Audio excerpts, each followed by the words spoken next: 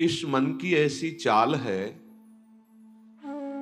कि जरा सा असावधान साधक हुआ कि लक्ष्य से भ्रष्ट कर देता है। फिर यही मन निरुत्साहित कर देता है, विक्षिप्त कर देता है। इसी के कथनानुसार चले तो इसी ने भ्रष्ट कर दिया। भ्रष्ट का तात्पर्य होता है जो हम लक्ष्य पे चढ़ रहे हैं उससे नीचे गिर जाना। हमारा लक्ष्य है प्रभु की प्राप्ति, जितेंद्रियता, लेकिन ये मन कई तरह से हमें भ्रष्ट करता है। यदि हमारा किसी से कभी कैसा भी संबंध है, कभी ये प्रियता से भ्रष्ट करता है, कभी भय से भ्रष्ट करता है, सामने वाला प्रतिकूल न हो जाए, बहुत ये सावधानी की जरूरत है। ये कभी भय करके, कभी प्रियता दिखा करके प्रियालाल से विमुख मार्ग का अनुसरण करता है। फिर ये इतना जलाता है, इसी ने भ्रष्ट किया, इसी ने मार्ग से गिराया, और यही इतना जलाता है कि फिर निरुत्साहित कर देता है, भगवत मार्ग में चलने लायक नहीं रखता है। बहुत कृपा पात्र और सुजान उपासक वही है जो इस दुष्ट की दुष्टता को पहचानता रहे। बाहर कोई शत्रु नहीं है, बाहर कोई हमारा कुछ नहीं बिगाड़ सकता। हमारा बिगाड़ने के लिए पर्याप्त है हमारा मन। ये मन ही दुर्दशा करे, मन ही इतना नीचता किए हुए है कि हम बार बार शास्त्र की बात सुनते हैं, बार बार सतमार्ग पर चलने का उत्साह बनाते हैं, और ये दुष्ट ऐसी चेष्टा कराएगा, ऐसा संकल्प बनाएगा, फिर गिराकर निरुत्साहित कर देगा। जहां रति कर रहा है मन वहीं लगा देता है। निराश नहीं होना, इसकी चाल को पकड़ो। ये दो प्रकार से फंसाता है, प्रियता और भय से। बहुत मनन की हुई बात है। भयभीत तो होना मत, क्योंकि निश्चय कर लो कि मरना है, तो इससे ज्यादा भय क्या दे सकता है। हमारी इज्जत श्यामा श्याम है, इससे भी भयभीत मत हो। अगर गलती हो रही है सुधार करो, गलती हो गई है प्रभु अहम त्वाम सर्व पापेभ्यो मोक्षयिष्यामि मा शुचः। आपको कमजोर होने की जरूरत नहीं है। बहुत ध्यान से सुनना, आपको कमजोर होने की जरूरत नहीं है। प्रमाद स्थिति में हमसे गलती हो गई, हम उस गलती को दोबारा ना करें। और ध्यान दीजिए, वो गलती कराने वाला आपका मन है। जब आप आनंदित होंगे, जब आप उत्साहित होंगे, तब ये फंसाएगा, इसकी चाल है। इसीलिए उदासीन अति रही गोसाई। जो उदासीन रहता है उसकी नजर अपने मन पे रहती है, और जरा सी भी उन्मत्तता आई कि फिर मन जो है वो ऐसी जगह फंसाता है। इसलिए बचो, इस दुष्ट की चाल बहुत विचित्र है, और जहां ये पवित्र हो जाता है तो यही भगवत स्वरूप हो जाता है। इसके लिए निश्चय करना पड़ेगा, प्राण चाहे चले जाएं, अब हम न प्रियतावश न भयवश गलत नहीं करेंगे। इसे पकड़ो। श्रीपाद प्रबोधानंद जी कह रहे हैं, श्री राधिके त्वं यदि न प्रसीदे सीदे मत्राप्य मुदि विजब्धी तदेश वृंदावन गात्मलोकः कृपा कटाक्षेण सदेक्षणीय। यदि हम किशोरी जी को प्रसन्न नहीं कर पाए तो हम भारी कष्ट सहते हुए यहां शरीर छोड़ देंगे। श्रीपाद कह रहे, देखो भगवत प्राप्ति करनी है तो बात समझना होगा। हम ये अंदर की बात कह रहे हैं, बहुत अंदर की पढ़ी हुई बात कर रहे हैं, यहां के रजिस्टर की पढ़ी हुई बात कर रहे हैं। ये बहुत दुष्ट मन है, बहुत दुष्ट। पूरे जीवन इस पर विश्वास न करें। यहां की पढ़ी बात कह रहे हैं, हृदय की बात को कह रहे हैं, खूब सूक्ष्मता से चिंतन की हुई बात कर रहे हैं। भक्ति के आनंद का जहां उल्लास प्रकट होता है वहीं खसक जाता है, बचा के निकलता है, और प्रियता या भय दिखा करके फंसा देता है।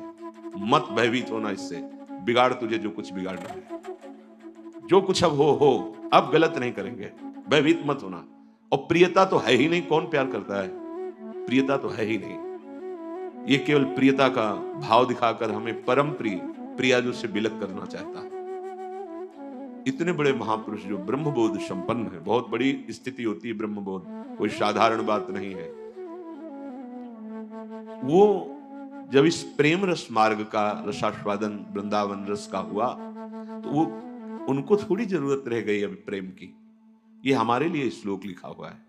महापुरुष जन जो अपने अनुभव वर्णन करते हैं वो हमारे लिए वर्णन करते हैं। कह रहे श्री राधिके त्वम यदि न प्रसीदे, यदि मैं आपको प्रसन्न नहीं कर पाया इस जीवन में, तो कह रहे हैं आप बहुत कष्ट सहते हुए पीड़ित चित्त के द्वारा मैं अपना देहावसान कर दूंगा, देह छोड़ दूंगा, पर आपसे विपरीत आचरण नहीं करूंगा।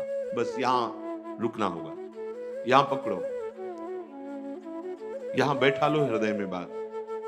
इतना बहिर्मुख हो चुका है उपासक कि वो पकड़ ही नहीं पाता है अपने अंदर की कमी को। वो अंदर ही अंदर वो खोखला करके, निराश करके बस केवल जीने में लगा देता है। खाया पिया सोया खेला कूदा, समय कट रहा है, बढ़िया है। नहीं भाई, ये बहुत दुष्ट है मन। बार बार इसलिए कह रहे इस पर कभी विश्वास न करो। जब तक शरीर का होश है तब तक सबसे बड़ा दुश्मन हमारा मन है, दूसरा कोई दुश्मन नहीं। इस दुश्मन को देखते रहिए। ये 5 ज्ञानेंद्रियों को साथ लेकर हर समय हमारे पतन का प्लान करता रहता है, पतन का संकल्प बनाता रहता है। ये बहुत नीच उतर गया है। इसे उच्च चढ़ाने के लिए जो नाम, जो मंत्र, जो आश्रय है, उसको इस कोटि से लेना होगा कि यदि आप प्रसन्न नहीं हुई लाडली जी, तो भयानक पीड़ा और कष्ट सहते हुए जानबूझकर हम अपना शरीर यहां छोड़ देंगे आपके धाम में, पर आपके विपरीत आचरण नहीं करेंगे। प्रतिकूलस्य वर्जनम। श्री वृंदावन में हमें आपका कृपा कटाक्ष चाहिए, आपका साक्षात्कार चाहिए, आपकी प्रसन्नता चाहिए। नहीं तो अपने जीवन को कष्टमय रखते हुए यहां प्राण त्याग देंगे। भाव समझ लो। जब इतना दृढ़ निश्चय हो जाएगा तो कोई हमें परास्त कर ही नहीं सकता। ये हमारा मन ही हमको परास्त करता है। एक बार नहीं, लाखों बार इसको देखा है। जहां ये भक्ति का आनंद उल्लसित हुआ, ताए निकल पड़ा, क्योंकि देख रहा है असावधान है। इस समय ये आनंदित है, असावधान है, और वो कहीं प्रियता या भय दिखाकर फंसा देता है। अब वो जो आनंद था वो गुप्त हो जाता है। जो एक उल्लास बड़ा था, फिर वो निराशा, फिर हताश। अच्छा उपासक है तो उसको लगने लगता है क्या करूं, जीवन नष्ट कर दूं, ऐसा लगने लगता है, क्योंकि वो लक्ष्य की तरफ बढ़ना चाहता है और मन उसको फुसला करके ऐसे गिरा देता है कि वो निराश होकर देखता है अब क्या करूं, अब कहां जाऊं। पहली बात, निराश नहीं होना। जिस समय आपकी भक्ति का आनंद उल्लास से युक्त हो, उस समय आपको उदासीन होने की जरूरत है, प्रसन्न होने की नहीं जरूरत है। ये आंतरिक बात कह रहा हूं, सावधानी की। उस समय बिल्कुल निरीक्षण मन के ऊपर ही होनी चाहिए, पूरी दृष्टि, क्योंकि उसी आनंद उल्लास में भागेगा, निकलेगा विषय सेवन के लिए, क्योंकि आपको गिराना है, उसका काम है गिराना। बाहर कोई गिरा नहीं सकता, अंदर से अपना बड़ा भारी शत्रु मन है, यही गिरा रहा है। उदासीनता जिस साधक के जीवन में नहीं, वो आगे नहीं बढ़ पाता है। उल्लसित नहीं होना, अंदर उल्लास, तो पूरी की पूरी एकाग्र दृष्टि मन पर। कहीं हमारा मन उल्लास में के छिद्र से भागकर कहीं फंसाने तो नहीं जा रहा है। हमने देखा है इसको 2 तरह से फंसाता है, एक प्रियता और एक भय। भय मान सम्मान, यश कीर्ति, लोक लज्जा, इसका, और प्रियता हमें बहुत प्यार करता है। 2 स्थिति में मन भागता है और साधक को गिरा देता है। तो साधक का निश्चय होना चाहिए कि अब या तो प्रियाजू की मुस्कान, नहीं तो प्राणों का समर्पण। अब सौदेबाजी मन से नहीं होगी। अब हम जलने के लिए तैयार हैं। अब हम सौदेबाजी नहीं करेंगे। यह मन प्रसन्न हो जाए तो भजन में सहयोग करेगा, ये नीच कभी नहीं करेगा सहयोग। इसको तो जलना ही होगा, बिना जलाए आगे नहीं बढ़ सकते। महापुरुषों ने कहा है कि यदि आप अपना जीवन प्रभु के चरणों में न्यौछावर करने के लिए तैयारी कर ली है, जैसा श्रीपाद कह रहे, ये न्यौछावर है, या तो प्राण समर्पित कष्टपूर्वक हम शरीर, या फिर आप मुस्कुराओ, बीच में हम स्वीकार नहीं करेंगे इस मन की मनमानी आचरण। बहुत निकृष्ट है, बहुत रुलाया है, बहुत परास्त करता है, पूरा जीवन हो गया है इसको लगाते ही लगाते, तो इसको पढ़ पाए हैं कि हाँ है क्या चीज। बहुत नीच प्रवृत्ति है इसकी। एक क्षण तो ये वैराग्य की स्थिति में, एक क्षण में आपको लगेगा भगवत प्राप्ति की स्थिति, और एक क्षण में इतनी गंदी स्थिति पैदा कर देगा कि लगेगा अभी तक जीवन में कुछ हाथ ही नहीं आया। साधक की धज्जियां उड़ाता रहता है मन। और गुरु कृपा पात्र जो चाल इसकी समझ गया, हर चाल पे वही लगाम खींच दी, बच गया। नहीं, बहुत नीच प्रवृत्ति का है ये। अगर इसको समझ पाओगे तो आगे बढ़ पाओगे, नहीं तो निराशा पैदा करके भगवान से विमुख कर देता है। लाखों चलने वालों में कितनों को गिरा दिया, आगे बढ़ने लायक नहीं रखा। इसी मन का खेल है। तुम अपना जीवन प्रभु के चरणों में न्यौछावर कर दिए। अब उनकी कृपा की बाट जो होते हुए मस्त रहो। और ये मस्ती मन के निरीक्षण से युक्त बनी रहनी चाहिए। मन को ढील दिया ना जहां कि आज तो बहुत बढ़िया भजन हुआ, आज बहुत आनंद, वहीं निकल के फंसा देगा। यह अनुभव की बात है। आनंद की उमगन में इसके निकलने के चांस होते हैं। वो उसी जब साधक आनंद उमगन में होता है तब वो निकल कर किसी विषय में उससे बांध देता और उस आनंद को खा गया। जो आनंद उल्लास था अब वो पश्चाताप की आग जल रही है। अब फिर उसको लगता है इतने दिन मेहनत करने के बाद तो इतना हम चढ़ पाए थे, फिर मुझे गिरा दिया। फिर वो निराश होने लगता है। शोक, विषाद, दुख, क्लेश, कष्ट, संताप, भय, उद्वेग ये प्रदान करता रहता है। इसके सामग्री क्या है मन की? इसके अनुकूल चलोगे तो क्या देगा मन? कह रहे शोक पक्का, पर पकड़ में तो है नहीं। ये बहुत खिलाड़ी है, खेल करके और ऐसे तदात्म में बैठा है। तदात्म में कि पीटोगे किसको? तदात्म, तुम्हें तदात्म कर लिया है। अब उसको दंड कहां से दोगे? दंड तो तब दे जब दृष्टा बने ना। वो तो तदात्म कर लिया है। अब जब कुछ नहीं समझ तो आज से भोजन नहीं करेंगे, उसमें कुछ फर्क नहीं पड़ना। वो इतना बलवान, उसको कोई फर्क नहीं पड़ना। तुम 10 दिन के बाद जब भोजन पाओगे तब तुम्हें वहां फिर खड़ा कर देगा जाके जहां नहीं खड़ा होना चाहिए। ये सबसे बड़ा बंधन मन है। मन ही मोक्ष का कारण है, मन ही बंधन का कारण है। ध्यान दीजिए, जब आपने अपना जीवन प्रभु को समर्पित कर दिया, भगवत प्राप्ति का निश्चय कर लिया, तो अब तुम्हें मन से सावधान रहना है। और किसी से कोई दुश्मन नहीं है। कोई हमें भ्रष्ट नहीं कर सकता त्रिभुवन में। कोई हमारा किसी भी तरह से आनंद का नाश नहीं कर सकता। एक दुश्मन है, वो है मन। ये बहुत अनुभव की बात कहते हैं। जिसने मन पर सदैव निरीक्षण दृष्टि रखी वो आगे बढ़ गया। और जो आनंद में, सम्मान में, प्रियता में, वाहवाही में चूक कर दिया, वहीं मन प्रवेश करके माया में आपको नष्ट कर देगा। लक्षण मन के पास क्या है खजाने में? जब मन के आप अनुकूल चलेंगे, मन के अनुकूल, तो आपको क्या देगा? शोक, विषाद, दुख, क्लेश, कष्ट, संताप, भय, उद्वेग, ये आपको देगा। अगर आप प्रभु के अनुकूल चले, मन जितना आपको आकर्षित करे भोगों के, उसको डांट के उसकी बात ना सुनकर प्रभु के अनुकूल चले, तो इनमें से कोई भी दोष आपके अंदर नहीं रह जाएगा। ना आपके अंदर शोक होगा, ना विषाद होगा, ना दुख होगा, ना क्लेश, ना कष्ट, ना संताप, ना भय, ना उद्वेग, कुछ नहीं रहेगा। निश्चय, ये बात निश्चय समझ लो। सारा का सारा मन का एक खेल है। जो सब दुखी हैं, सब परास्त हो रहे हैं, सब जल रहे हैं, उसका कारण मन है। ये मन प्रत्येक श्वास यदि अपने प्रभु के सुमिरन में अर्पण कर दी जाए और मन की बात ना मानी जाए तो प्रसन्नता बढ़ने लगे। स्वाभाविक। 2 बातें कह रहे हैं। पहली बात तो हर श्वास में नाम जप चले। दूसरी बात, मन की बात नहीं माननी है। इससे लड़ना पड़ेगा। बिना लड़े कोई परमार्थ का योद्धा विजय श्री प्राप्त नहीं कर पाता। और ये बहुत रुलाता है, बहुत दुख देता है। यही प्रतिकूल हो जाता है। पहले फुसलाएगा आपको, तन्मय करेगा, इसे छू लेते हैं, इसे देख लेते हैं, इसे भोग लेते हैं, बड़ा सुख मिलेगा। और आपने यदि उसके अनुकूल कर लिया तो वही फिर शोक, विषाद, दुख, क्लेश, अशांति ये फेंकेगा। अब तन्मयता में वो तुम्हारे बैठ गया है, तुम उसको अपने तन्मयता में ले लिए, तो अब बाहरी दृष्टि रहती है, चलो फिर आज से अन्न नहीं खाते, आज से मौन हो। कुछ फर्क इस पर नहीं पड़ेगा तुम्हारे मौन से, तुम्हारे अन्न त्याग से। इस पर एक बात केवल, इसकी बात माननी नहीं है, बस। हम ये सब करके देखे हैं। कई वर्ष अन्न जुबान में नहीं, आलू गुड़ जो मिला गांव, कुछ फर्क इस पे नहीं पड़ता। ये सब करके देखा है। बस चतुर सावधान वही जो हर श्वास नाम जप करके इसके खिलाफ रहता है। अब देख लो इसकी खिलाफत करना कितना कठिन बात है। मनोवेग है ये।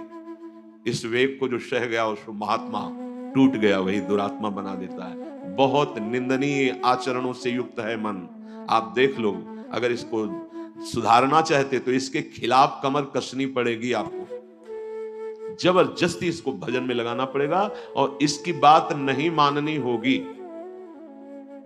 नाम में बड़ी सामर्थ्य है। मतलब ये जो हम कह रहे हैं, अब कैसे तुम्हें स्थिति कैसे बताएं, ये बड़ी ऊंचाई से गिरा देता है मन। ये कोई छोटी मोटी शक्ति नहीं है मन।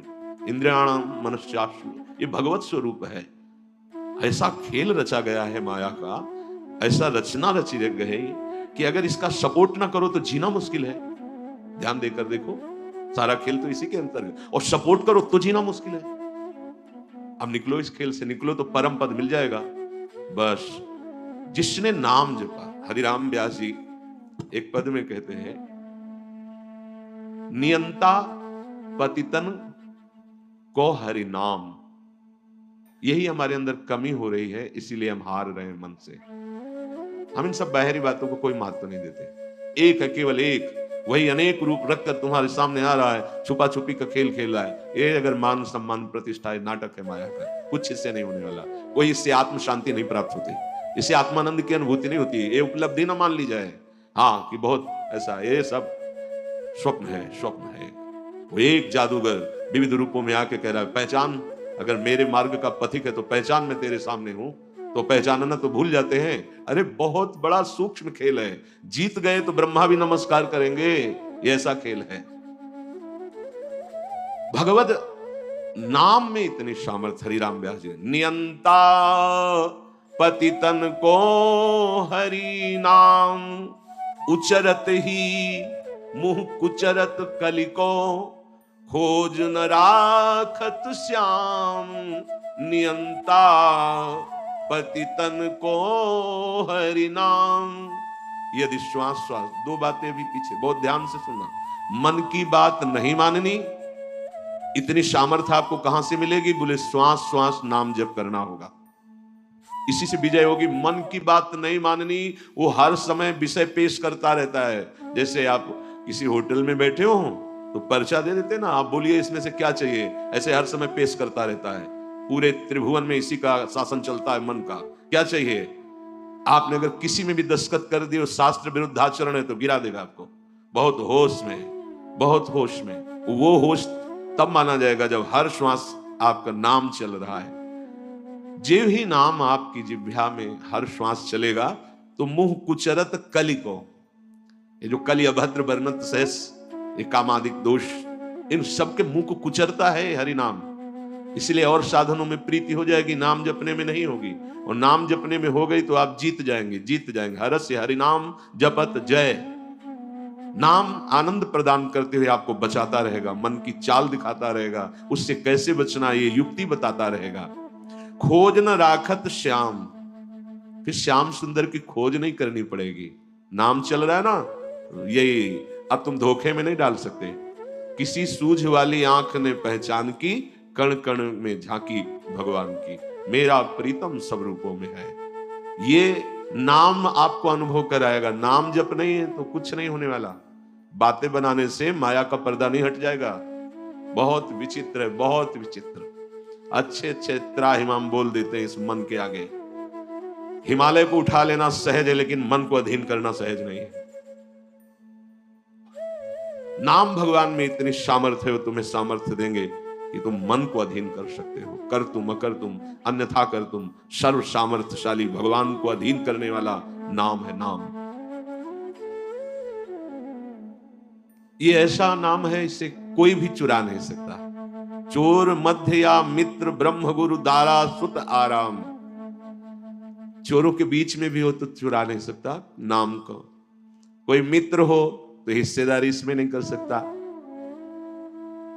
ब्रह्म स्वरूप होते हुए भी तुम जो दुख में डूब रहे हो, उसका कारण है कि नाम नहीं। गुरुदेव कृपा करके तुम्हें नाम दिए हैं, नाम जप में तुम्हारी प्रीति नहीं, इसलिए दुर्दशा है। मूर्तिमान ब्रह्म, मूर्तिमान गुरुदेव कृपा समुद्र है, अगर नाम जप नहीं है तो आप सुख का अनुभव नहीं करेंगे। तो नाम ऐसी वस्तु है कि जो चाहे चोरों के बीच, ये चोर ही है काम क्रोध लोभ मोह मद मत्सर, और चाहे मित्र के बीच में हो, ये नाम आपको सुरक्षित रखेगा। कोई भी आपको मित्रता के द्वारा नहीं फंसा सकता, ना कोई ठगी कर सकता है इस नाम की। ये ब्रह्म स्वरूप है, ये गुरु स्वरूप है। और जैसे गृहस्थी में हर सुख पुत्र पत्नी आदि के द्वारा प्राप्त होता है। जिसने नाम को अपना सब कुछ मान लिया तो नाम सर्व सुख दाता है, उसको फिर किसी और की जरूरत नहीं रहती। जैसे घर परिवार में आदमी आता है, बच्चों के साथ हंसता खेलता है, उसे सुख मिलता है, नाना प्रकार की गृह सामग्री देखकर हर्षित होता है। उपासक के हृदय में सर्व सुख प्रदान करता है नाम। नाम नाम ही उसे पुत्र की तरह दुलार करता है, नाम ही पिता की तरह पालन करता है, नाम ही अद्भुत शांति प्रदान करता है। अघवंतन हरि बोलत ही भगवंत दियो निज धाम। चाहे जितना बड़ा कोई पापी हो, यदि हरि नाम उच्चारण करता है तो भगवान के धाम को प्राप्त होता है। पर बस ध्यान देना है, दो बातें, मन की माननी नहीं है और नाम छोड़ना नहीं है। अगर नाम जप कर रहे हो, या अनुभव की बात कह रहा हूं इसलिए कोई प्रश्न की गुंजाइश नहीं, और मन के अनुसार तुम आचरण करोगे और नाम जब भी कर रहे हो तो भी आनंद का अनुभव नहीं होगा। आगे चल के कल्याण हो, मंगल हो, इसमें हमें कोई संशय नहीं है, लेकिन वर्तमान में तुम जलोगे नाम जपते हुए भी। यदि मन के अनुसार चलोगे तो तुम्हें भगवदानंद का अनुभव कभी नहीं हो पाएगा। शरीर छूटने के बाद भगवान जैसे अजामिल को परम पद, वो बात अलग है, लेकिन वर्तमान में जीवन मुक्तता और आनंद का अनुभव मन की बात ना मानने से होगा।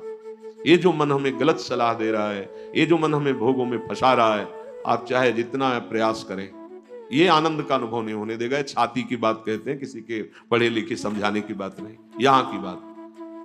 अगर विषय सेवन मन के अनुसार हो रहा है तो साधन होने पर भी भगवदानंद का अनुभव नहीं होगा, नाम जपने पर भी भगवदानंद का अनुभव नहीं होगा। ये रोकना होगा। धर्म विरुद्ध आचरण के लिए मन जो हमें सलाह देता है, नहीं मानना होगा। हरिपद पंकज छत्र छाह बिन मिटे न दुख रवि घाम। नियंता पतितन को हरिनाम। हरि के चरणारविंद का आश्रय, मुख में नाम, मनमानी आचरण पर शासन, फिर ये संसार की धूप उसको लगती नहीं है। फिर दैहिक दैविक भौतिक कोई भी ताप उसे स्पर्श नहीं करता है। जो हमें आनंद अनुभूति स्थिति प्राप्त होनी चाहिए वो स्थिति नहीं है। बिना स्थिति के बातों से माया पर विजय प्राप्त नहीं की जा सकती। इसलिए नाम जिह्वा से और बुद्धि एकदम सावधान होकर मन की हर चेष्टा पर निरीक्षण। मंगलमय भगवान ऐसा विधान बनाएंगे कि आप सर्वदा सुखी और प्रसन्न रहेंगे यदि आप ऐसे चलेंगे। भगवान हमारे विचारों को देखते रहते हैं। ध्यान से सुनना, तुम जो विचार अंदर कर रहे हो वो भगवान देख रहे हैं। जब भगवान देखते हैं कि इसकी आशा का विषय संसार है, मैं नहीं हूं, तो अब बाहरी हमारी क्रियाएं भक्ति की हो रही हैं, आशा संसार की है, तो भगवदानंद का अनुभव नहीं हो रहा है, हाथ में विफलता लगती है। बिल्कुल अक्षरशः ऐसा ही है। बहुत गुस्सा लगती है मन पर, बहुत गुस्सा कभी कभी लगती है कि ये साधकों को नष्ट करने के लिए हर समय जाल बुनता रहता है। जैसे मकड़ी जाल बुनती है, ऐसे ही बुनता रहता है जाल, और ये खुद जलता है, खुद परेशान होता है, खुद बंधन युक्त होता है। तो यही बड़ा विचित्र खेल इस मन का, बड़ा विचित्र। महीना 2 महीना हो तो लड़ ले, पूरे जीवन लड़ना, तभी परम पद प्राप्त होता है। पूरे जीवन जरा सी चूक होती फंसा देता है, निराश कर देता है, उदास कर देता है। भगवान तुम्हारे अंदर के विचार को देखते हैं। तुम्हारे विचार में यदि आंतरिक संसार के सुखों की आशा है तो वो आपके अंदर हैं, अनुभव में नहीं आएंगे। देख लो, जो लोग कहते हैं ना कि इतने वर्ष हो गए हमें नाम जप करते, उसका भाव समझो। अंदर के विचार भगवान तुम्हारे देखते रहते हैं। तुम्हारी आशा यदि संसार के भोग हैं तो सामने नहीं आएंगे, यही हृदय में बैठे हैं। उत्तम भाव प्राप्त करने के लिए तुम्हें अपने मन से संसार के विचार हटाने होंगे। ये जो भगवत चर्चा है, भगवान की लीला कथा है, इसमें इतनी सामर्थ्य कि आपके विचारों का परिवर्तन हो जाएगा। श्रृण्वतां स्वकथा कृष्ण पुण्य श्रवण कीर्तन हृदयंतस्थो हरभद्राणि विधुनोति सुहृत्सताम। भगवान श्री हरि श्री कृष्ण का जब यश सुना जाता है, नाम महिमा, गुण महिमा, लीला कथा, पुण्य श्रवण कीर्तन, शताम साधु नाम सुहृत हितकारी भगवान श्री कृष्ण स्वकथा स्वकीय गुणानाम कथा श्रवणताम श्रवण परायणानाम अंतस्थ हृदय स्थिता। भगवान श्रवणेन्द्री के द्वारा जाकर उसके हृदय में स्थित हो जाते हैं। भगवान की कथा पुण्य श्रवण कीर्तन परम पुण्य प्रदान करने वाली है। जब हम कानों से भगवान की कथा सुनते हैं, नाम महिमा सुनते हैं, तो भगवान कानों से हमारे हृदय में जाकर प्रकाशित हो जाते हैं।